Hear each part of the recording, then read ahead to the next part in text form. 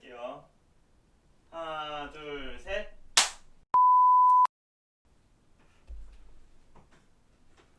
안녕하세요. 청렴 전문 강사 이진섭입니다. 저는 오늘 이 자리에서요.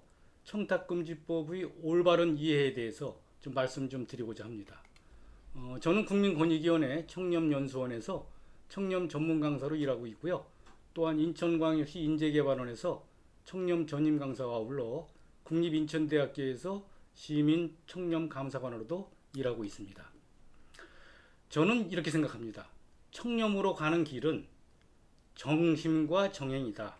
즉, 법령을 위반하지 않는 올바른 마음가짐, 또 법령을 준수하는 올바른 행동가짐이 바로 청렴으로 가는 길이다. 그와 아울러 당연히 사회 지도층의 솔선 실천과 또 아낌없는 성원이 필요하다 이렇게 생각하고 있습니다. 그래서 저는요 오늘 청탁금지법의 개념이 무엇인지 또 누구에게 적용이 되는 것인지 또한 부정청탁의 금지 이 사항이 어떤 것을 규율하고 있고 그다음 수수금지 금품은 도대체 무엇인지 또 일반 이 사회적으로 교육은 어떻게 이루어지고 있는지 이것에 대해서 잠시 말씀드리고자 합니다. 여러분들께 먼저 말씀드리기 전에 부정청탁과 금품 등 수수금지가 어떤 의미인가 이것을 한번 보겠습니다. 부정청탁은 단적으로 이렇게 보시면 됩니다. 직무를 수행하는 공직자 등이 법령을 위반하거나 또 정상적인 거래 관행을 훼손하는 그런 행위를 하게끔 하는 것이 부정청탁입니다. 공직자들에게. 또한 금품은 직무와 관련이 있든 없든 수수하는 것을 절대적으로 금지하고 있다. 그렇게 함으로 해서 금품을 안 받는 깨끗한 또 부정청탁을 안 받는 청렴한 이런 사회 구현이 되겠습니다. 자, 설명을 드리기 전에 청탁금지법의 적용 대상은 누군지 한번 보겠습니다. 물론 모든 관공서나 학교, 언론사는 다 해당이 됩니다만은 대상자로 보면은 공무원뿐만이 아니라 공직유관단체, 공공기관의 장과 임직원, 또 각급 학교의 장과 교직원, 각급 학교죠. 또 사립학교 임직원, 언론사의 대표자와 임직원이 되겠습니다. 그 다음에 이제 공직자 등의 배우자도 규율하고 있고요. 또 공무수행 사인이라고 해서 관공서의 각종 위원회에 참여하는 민간위원, 그다음 공공기관의 권한을 위임 위탁받은 자, 그다음 공공기관에 파견 근무하는 민간인, 또 공무상 심의 평가 등을 하는 사람을 대상으로 하고 있고요.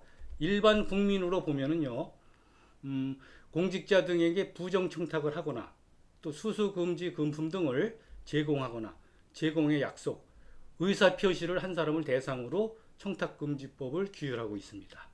그래서 부정청탁은요, 우리가 14가지를 이렇게 규율하고 있는데요.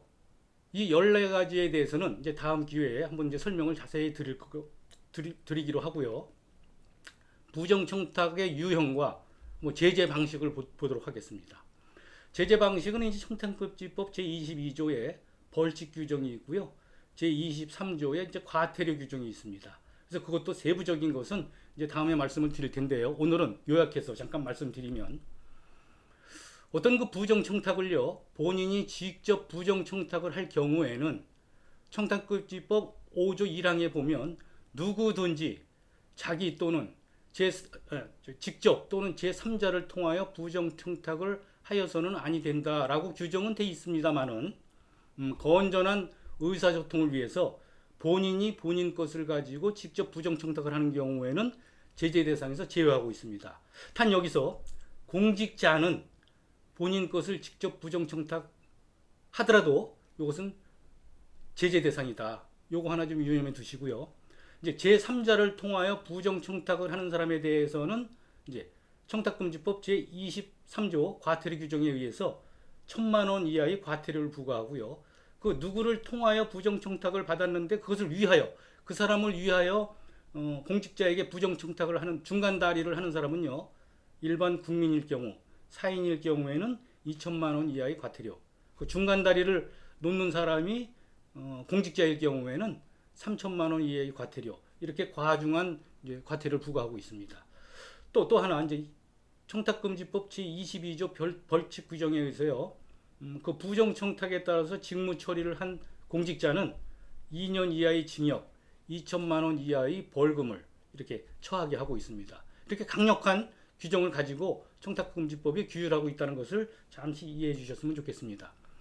자, 그 외에도 이 법의 탄력성을 위해서 부정청탁 예외 규정, 꼭 법에는 이제 예외 규정이 있잖아요. 그래서 예외 규정이 이렇게 7가지가 규정되어 있습니다. 이것은 대개 이렇게 가만히 살펴보면요, 이렇게 은밀하게 숨어서 하는 그런 것보다는 공개적으로 하는 행위, 또 법적으로 정해져 있는 행위, 이런 것에 대해서는 부정청탁 예외 사유로 두고요. 또 일반 국민들이 물론 법원에서 판단해 주겠습니다만은 사회상규, 참 보편적인 언어인데요. 사회상규에 따라서 위배되지 않는 경우 이제 법원에서 판단해 주는 대로 이런 것들은 이제 예외 규정을 가지고 있습니다. 이렇게 해서 5조 부정청탁에 대해서 잠깐 말씀을 드렸고요. 이어서 금품 등 수수금지에 대해서 제 8조에 대해서 잠깐 말씀을 드리겠습니다. 청탁금지법은요, 다른 거 다 필요 없습니다. 사실은 2가지 법이거든요. 청탁금지법 5조 부정청탁금지, 제 8조 금품 등 수수금지, 이 2가지가 규율되어 있는 것이 바로 청탁금지법이다. 그래서 그 금품 등 수수금지는 조금 예의주시해서 보실 필요가 있습니다.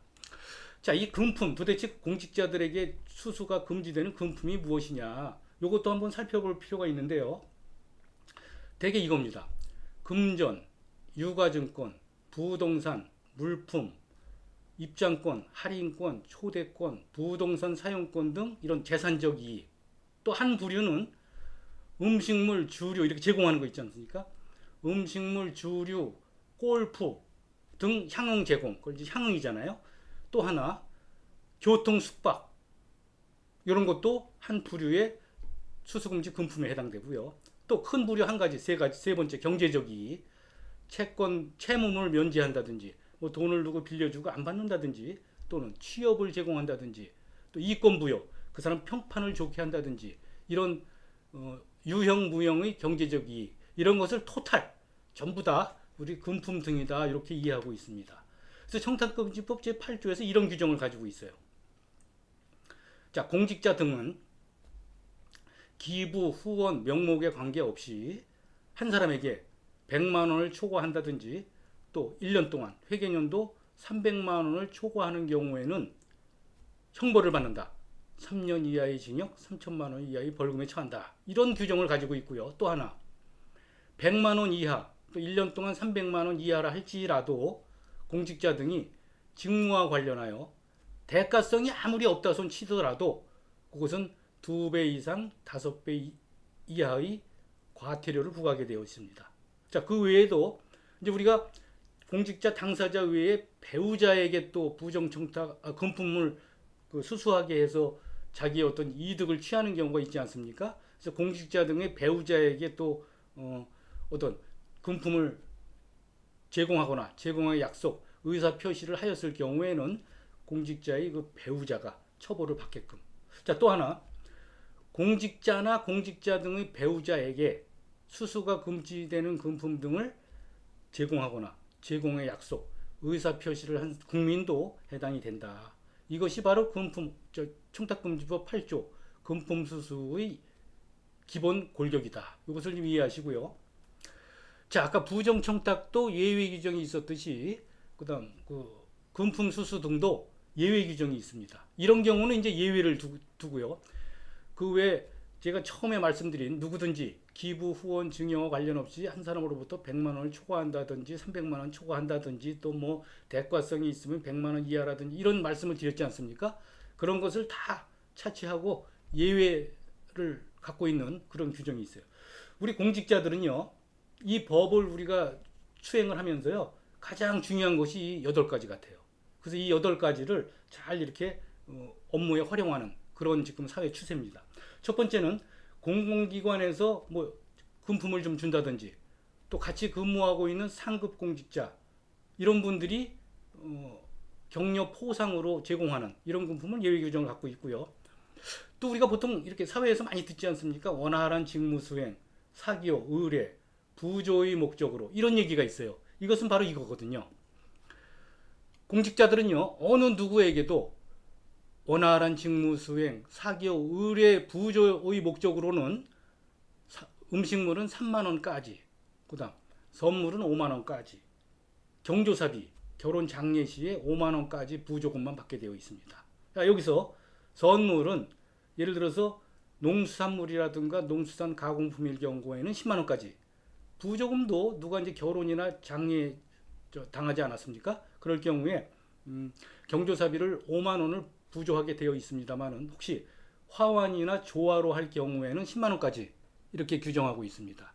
이것은 이제 청탁금지법 시행령 제17조 별표 1에 이렇게 규정이 되어 있는데요. 이런 규정도 한번 잘 살펴보시고 일반 국민들께서 이런 355 이것을 한번 규정을 지켜서 공직자를 대하고요. 또 공직자들은 이런 것을 철두철미하게 지켜야 우리나라가 깨끗하고 또 부패 없는 청렴한 사회로 간다라는 것을 다시 한번 말씀드리고 싶습니다.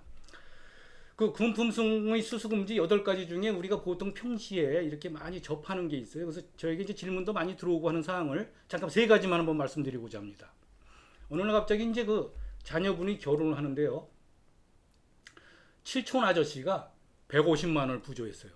그러면 제가 아까 말씀드렸다시피 한 사람으로부터 100만 원을 초과하는 금액을 받았으니 이건 잘못된 것이 아니냐 이런 생각을 가질 수 있는데 이것이 바로 조금 아까 말씀드린 청탁금지법 예외 규정의 예외 규정 4항의 공직자의 친족은 내 쪽으로 보면 8촌 이내의 인척, 또 배우자 쪽으로 보면 4촌 이내의 인척을 말하는 거거든요. 그러니까 7촌이 내 쪽으로 7촌 아저씨가 150만 원을 경조사비 했으니까 이것은 예외다. 500만 원을 받아도 괜찮다라는 것을 말씀드리고 싶습니다. 또 하나, 공직유관단체 임원이요. 어디 이제 대형 마트에 갔는데 경품 추천을 해서 테레비가 TV 300만 원 상당의 TV를 선물을 받았어요. 이것도 100만 원을 초과한다.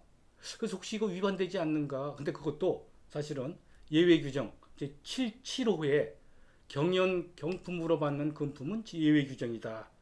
이렇게 해서 예외로 우리가 받을 수 있다. 또 하나, 이제 대기업에 다니는 선남 선녀가 직원이 그 어떤 위원회에 근무하는 사무관, 공무원이죠. 공무원과 지금 이제 결혼을 앞두고 연애를 하고 있는데 또 아이러니하게도 그 대기업의 그 어떤 그 조사 업무를 담당하고 있어요. 그러니까 앞으로 이제 부인 될 사람이. 자, 그런데 이 대기업 직원이 그 여자 사무관 생일 때 150만 원 상당하는 명품 가방을 선물했어요. 근데 이 사무관이 가만히 생각해 보니 이거 100만 원 넘었는데 생각해 보다가 이거 어떻게 할 것이냐 문의를 하는 사례가 있거든요. 자, 요것도 아까 사회상규 상당히 포괄적인데 사회상규 얘기하지 않았습니까? 이렇게 대기업 직원 A와 물론 직무 관련성이 아주 직접적이죠. 그 사무관과의 그 연애하고 있는 결혼 상대자에게 이런 것은 사회상규상 허용된다. 이런 규정을 가지고 이 청탁금지법도 상당히 우리 국민 생활을 편리하게 하면서 이 공직자들이 부정청탁, 금품 수수를 하지 않도록 이렇게 규율하는 그런 법이라고 이해하시면 되겠습니다. 자, 오늘 이제 이렇게 교육을 말씀을 드리고요. 이런 교육의 의미는 청탁금지법과 시행령에 이렇게 교육을 꼭 하게끔 되어 있습니다. 그래서 교육을 좀 이렇게 진행을 하고 있고요. 그다음 부패방지권익위법이라고 청탁금지법 외에 부패방지 및 국민권익위원회의 설치와 운영에 관한 법률이 있어요. 그것을 우리가 부패방지권익위법이라고 하는데 그 법에도 이렇게 교육을 하게끔 되어 있어요. 그래서 일반 공직자는 의무적으로 교육을 하게 되어 있고요. 저는 이제 수시로 이렇게 일반 국민들에게 이 청탁금지법에 대해서 말씀을 드릴 것입니다. 앞으로 이제 판례 사례를 가지고 우리가 진정 부패한 사회, 부패한 사회와 또 청렴한 부패한 사회를 제어하고 또 청렴한 사회를 가는 지름길이 무엇인가 이것에 대해서 앞으로 여러분께 많은 시간을 수시로 할애를 해서 안내해 드리고자 합니다. 자, 이렇게 해서 여러분께 오늘 청탁금지법을 올바로 이해하는 방법 간단히 말씀을 드렸고요. 다음 기회에 다시 뵙도록 하겠습니다. 경청해 주셔서 감사합니다. 마치겠습니다.